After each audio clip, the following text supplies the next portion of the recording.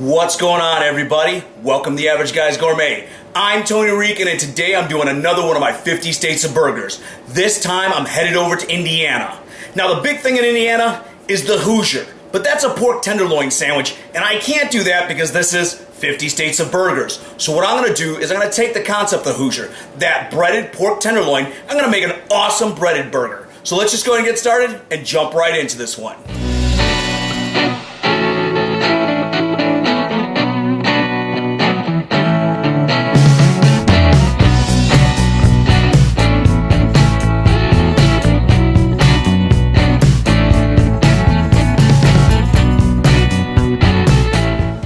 Breaded cheeseburger is all about that patty.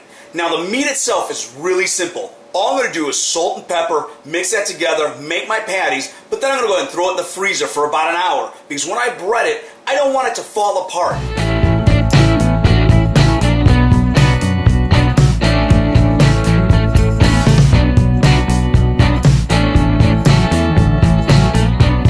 Now what I'm going to do is I'm going to take those patties, I'm going to put them in the freezer for about 45 minutes. Because when I bread them, if I don't, when I drag them through my egg mixture, they'll just start to fall apart. This makes it a lot easier to work with. I'm not freezing them all the way through, I'm just stiffening them up a little bit. Now that my patties have had time to stiffen up in the fridge, I'm ready to finish this one off. What I've got here is I've got about a cup and a half of flour. I'm going to add a little bit of cayenne because I like a little spice to it. You don't have to add the cayenne. Then I'm going to add a little paprika, salt and pepper, and mix this all together.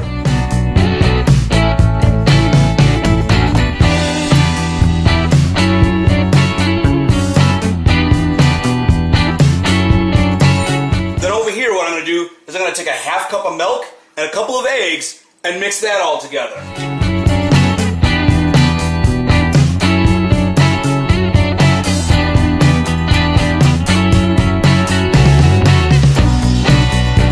Now what I did is I've got my oil set to 375 degrees. You can do this on the stovetop. I find it just a little bit easier in the fryer. If you do on the stovetop, make sure your oil is nice and hot because you don't want to just soak the burger, you want it to actually cook. So, I'm going to take my burger patty, I'm going to go ahead and put it in my egg and milk wash, coat it in flour, shake off the extra. I'm going to go ahead and do this a couple times so I get a nice, thick breading on this.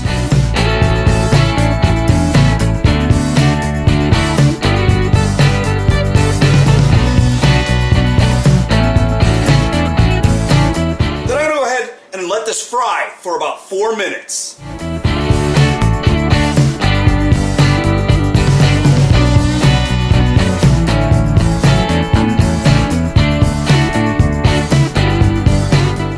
So after frying each burger for about 4 minutes, mine are all done and ready to go. Now you can go ahead and build it and top it any way you want. I'm going pretty classic here. I'm going to go ahead and take my burger. I'm going to take a little bit of ketchup and mustard.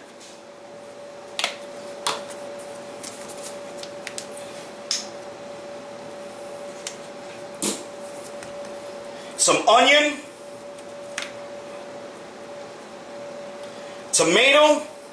And a little bit of lettuce. Again though, this is one of those, top it with whatever you want. The patty itself is so awesome, you're going to love it. But let's go ahead and dig in and give this one a try.